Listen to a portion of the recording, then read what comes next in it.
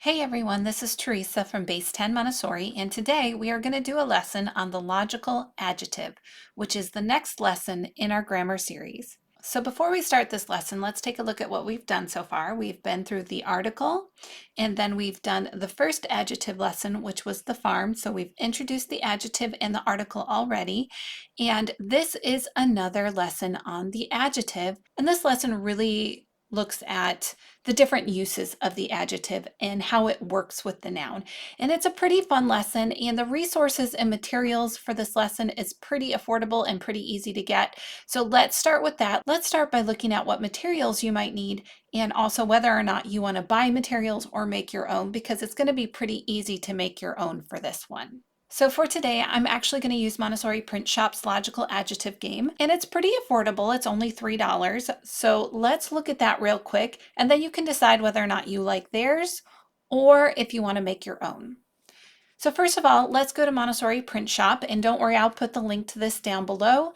And if you want to get this, it'll be really easy. I'll just link it down in the comment section for you. But let's take a look at what they have if you search for logical adjective on Montessori Print Shop.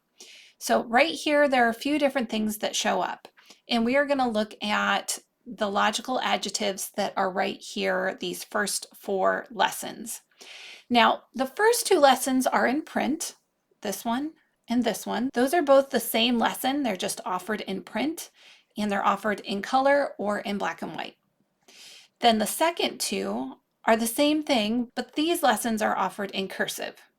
So for this lesson, I am going to say choose the print because we are working with reading labels in this lesson. If you're sitting down and you're writing with your student, then yes, please do cursive. But anytime you're working with the printed labels and the child is working on reading these labels, we're going to choose print.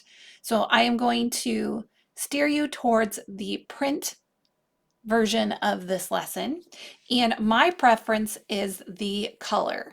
So if you're going to get this, I really think it's important to get both the print and the color, because we want to make this sensorial. Remember, when we're doing these lessons in the 3 to 6 age group, we are doing a sensorial impression of grammar. And so one of the ways we make it sensorial is by doing the associated color. And that color is going to be associated with the symbols, which you'll see later on at the end of the lesson. So this is the material that we're going to be working with today. And I only have really one criticism of this material, and mainly it's that I know that we are in a place with our education system right now where children are not reading at grade level.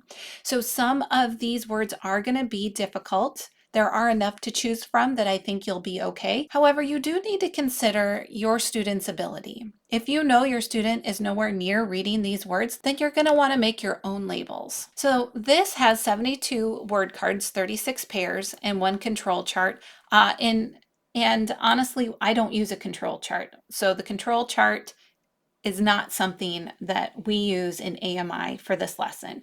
The control of error for this lesson is within the child. It's in their ability to match things. It's not important that they have a control chart for this lesson, and we'll go through that when you see the lesson. So there are a lot of options for words. You're going to be able to find a lot that are phonetic, but there's also a lot that are not phonetic, and some of these are going to be puzzle words. And so the reading difficulty could be a challenge if you buy this version of it, but you'll be able to see as we go through it. I'll use some of the easier options from this lesson, and then if you like what they've done or if you don't like what they've done, you can go ahead and decide from there whether or not this is worth purchasing. So this lesson is only using labels, and we're going to use the symbols from the grammar box. Those are the only 2 things you need, and so this is a really easy lesson to make. It is a really easy lesson to buy, and also if you're a homeschool parent, this is a really easy lesson to travel with. So this is a good one to take with you if you have a lot of places to go. So let me show you just a little bit more of what they've included in their download for the logical adjective at Montessori Print Shop. So this is page 1. Page 2, and for some reason they have capitalized the word king. I'm not sure that I think that might be a mistake. I can't think of why they'd want to capitalize the word king. I would put that as a lowercase. We're working with lowercase letters, and we're not doing formal names. We're not doing formal sentences, so I'm not sure why that's capitalized. So that's a criticism I have of this. And then there's a third page right here. And then there is that control of error page, which, as I stated before, we're not going to use a control of error for this. It is simply whatever the students come up with, and we're not going to fact check their work. And I think you'll see why as we go through it. It's not really necessary that this is one they have to be perfect on. This is something that is very exploratory, and it should be a fair amount of fun for the child to mix up the adjectives with the nouns. So with that being said, let's switch over to the lesson presentation. And actually there are going to be two lesson presentations for the logical adjective. So I'm going to show you the first one, and then we'll go directly into the second one, which is pretty simple. So both of these lessons are pretty easy, pretty simple, and I think you'll like it. So let's switch over to those two lessons. So here we are at our lesson presentation, and as I stated before, this is going to be a very simple lesson. All we have are labels and a grammar box. So we're going to start with this set of labels, the black ones, and those are nouns. So let's set our stack of adjectives to the side, and I'll show you what we're going to do with those in a little bit. So we have a stack of nouns right here. These are our noun labels, and we're going to go through each one and help our students read it, because some of these words could be tricky. So we're going to start out by reading each label, and then we're going to make a vertical line. So the first word is bug. And as much as they can read it, allow them to do the reading, but it's okay to help them out, especially if they don't have a lesson yet on all the different phonograms. So bug.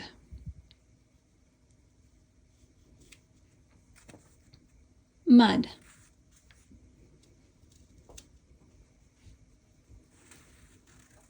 Lemon. Dog. Shirt. And again, this is one that might be tricky if they haven't had the consonant digraph or the R-controlled vowel lessons, so you might have to help them out. And if you do have to help them out, what I usually say is, you know what, some of these words have rules that I haven't taught you yet, so we're going to do our best to read them today, and you know what, we can always go back and have a lesson on some of the rules that we need to read this word after we're done.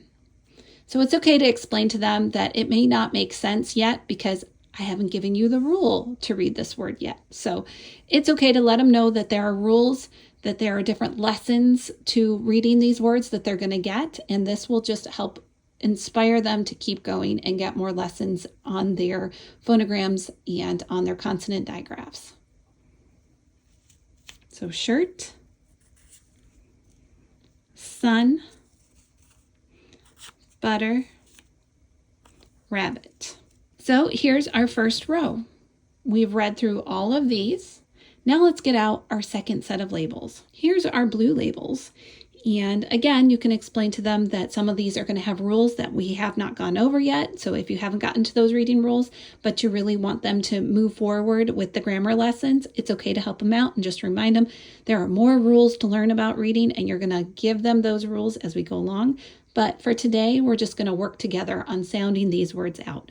And a lot of times, if they get to know which words are in the lesson, if they sound out just the first few letters, they'll usually end up getting the whole word. So it might take a little bit of guesswork to get started, but after a while, they're going to get the hang of it.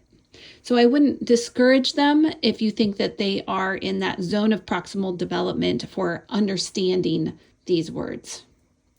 So let's take a look at this one. Let's help them read. And again, you can cover that first one up. Hop. And then this might be a good time to just say the ing makes the ing sound. Hop, ing. Hopping. Now, let's take a look. Hopping. Hopping can go with one of these words over here, but let's see which one makes sense. What about a hopping bug? Does that make sense? That could make sense. What about hopping mud? Does that make sense?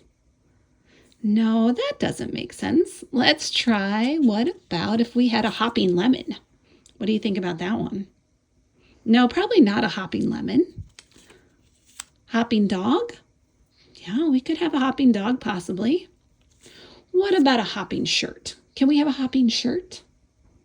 I don't think so. What about a hopping sun? Can we have a hopping sun? Probably not. What about hopping butter? Have you ever seen hopping butter? No, I've never seen hopping butter. What about a hopping rabbit? Does that make sense? And then, of course, you wait to see what their decision is. They may decide that they would rather have a hopping bug, which is fine. If there's more than one right answer, go ahead and let them decide which one makes the most sense. So they might go up here and put it with hopping bug, even though you might put it with hopping rabbit. But this is exploratory. We don't have to give them a strict answer on this one. They're going to find out that all these words have to fit together in a certain way, and if something doesn't make sense, we can move it around at the end. So that's why I don't put a control of error in for this, because this is all about the exploration. Let's go to the next one. Clean. And again, this is going to have a vowel team in it. If you know this word is coming up in this lesson, you might want to give them a lesson on vowel teams, and you might want to give them that lesson that says when two vowels go a walkin', the first one does the talkin', and it says its own name, and its name is E. Clean. Clean. So you can prepare for this lesson by giving some of those phonogram lessons before you get to this. So clean. Now let's take a look at our choices for clean. Clean mud? No, I don't think that makes sense. Clean lemon? Can we have a clean lemon? Sure, we could have a clean lemon, I suppose. What about a clean dog? Yeah, you could have a clean dog. I usually don't have a clean dog, but I suppose other people could. Clean shirt. Yeah, you can have a clean shirt. A clean sun. That one's a thinker. I'm not sure about that one. And so you can go through some of these and just ask them what they think, see what their response is. What about clean butter? Well, I definitely prefer clean butter over dirty butter. That's absolutely for sure. What about a clean rabbit? Well, I don't know. They're usually wild. I used to have rabbits growing up and they were pretty dirty, so I'm not sure you can have a clean rabbit. Clean. What do you want to put it with? How about shirt? Let's have a clean shirt. That's always a good thing. Now we have the word melted. Melted. Melted mud. Melted lemon. What about a melted dog? Oh, I don't want that. A melted sun. Interesting. What about a melted butter? I have melted butter all the time. I've never had a melted rabbit, so I don't think it should go with the rabbit. Let's do melted butter. And so as you see, we're going to go through this and we're going to have fun with it. It is supposed to be exploratory, so they should be having fun with it. They should be making some interesting thoughts and interesting conclusions as they go through this. So for instance, you could have a bitter rabbit, bitter sun, bitter dog, bitter lemon, bitter mud. Bitter lemon, right? Because this is the logical adjective. It's supposed to make sense. Barking mud, barking dog, barking sun, barking rabbit. I'm going to go with barking dog. That makes the most sense. What about hot mud? No. Hot sun? Yeah, I like that one. What about dirty? Dirty rabbit, dirty mud. I think I might go with dirty mud. And then my last one is tiny. Does tiny go with rabbit? Sure, it could fit with rabbit. We could also switch this. What if we wanted to change this to a hopping rabbit and a tiny bug? We could do that. So when they're all done, if they have something that, let's say, doesn't make sense, if like they had shirt left and butter left and they get to it, they're like, melted shirt, that doesn't make sense. You know, they could say clean butter makes sense, but melted shirt doesn't make sense. So let's switch it. And maybe for some reason they have a story about having a melted shirt. You know what? Could be funny. They may have a melted shirt story that they want to tell you. You never know. And that's why I don't put a control of error in for this, because it's about what makes sense. That's why we call it the logical adjective. And it's okay if there isn't one control of error for everything. Let this be exploratory. Don't be really committed to a control of error and a right and wrong, because you know what? You never know what they might come up with as an explanation for why it makes sense. So if you remember back to our lesson on the farm, there is a part of the lesson that we call transposition. That is not something we're going to do in the logical adjective. However, we are going to go on to the symbolization portion of this. Now, when we're going to the symbolization portion of this, we are going to just take out one adjective symbol and one noun symbol. That's all we need for this one. And when it comes to symbolization, we're going to ask our student, what is it that we're talking about right here? Are we talking about tiny, or are we talking about a bug? Right? We're talking about a bug. And so when we're talking about a bug, then we're going to put that symbol right there. When we want to show what we're talking about, we're going to put the black triangle symbol right there. Now, what kind of bug was it? It was a tiny bug. And when we're talking about what kind of object we have, we're going to use the blue triangle. So this tells us what we're talking about. We're talking about a bug, or we're talking about mud, a lemon, dog, shirt, sun, butter, rabbit. Those are the things we're talking about. And over here, we're talking about what kind. What kind of bug? What kind of mud? What kind of lemon? What kind of dog? So this tells us what kind. And we're going to use the blue triangle to do that. And after that, you can invite your student to mix this up and do this as many times as they would like. And it's really fun when they're working with a friend on this. So don't be afraid to let them partner up, help them read the words, mix things up, and they're going to have a lot of fun making different matches together. So don't be afraid to let them work in partners on this one, especially if some of the words are a little more complicated. So that is the first presentation for this lesson.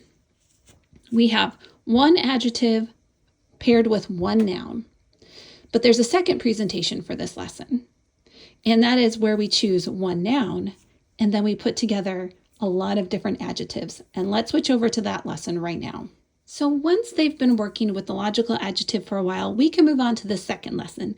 And in this second lesson, we're choosing one noun, and they can choose any noun they want. And today I'm just going to choose the word bug. But what we're going to do is we're going to have our stack of adjectives right here. And we're going to go through and see how many adjectives make sense with this word. So we're just going to see how many of the blue words make sense with the black word. We're not necessarily going to get into the lingo of adjectives and nouns with our student, not in the 3 to 6 age group. If you're using the formal terms, then that usually comes in elementary. So don't worry too much about using the words adjective and noun. We're just going to do our black words, what we're talking about. We're talking about a bug, right? And then what kind of bug? Let's see what we can come up with.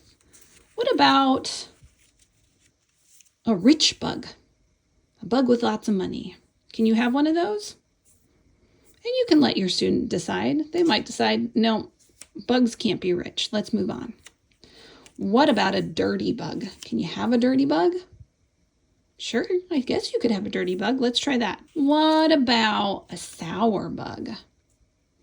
Well, I'm not going to eat bugs, so I don't want to find out what it tastes like. So I'm going to say, no, I don't want a sour bug because I don't want to eat a bug. Your student might decide otherwise. That's up to them.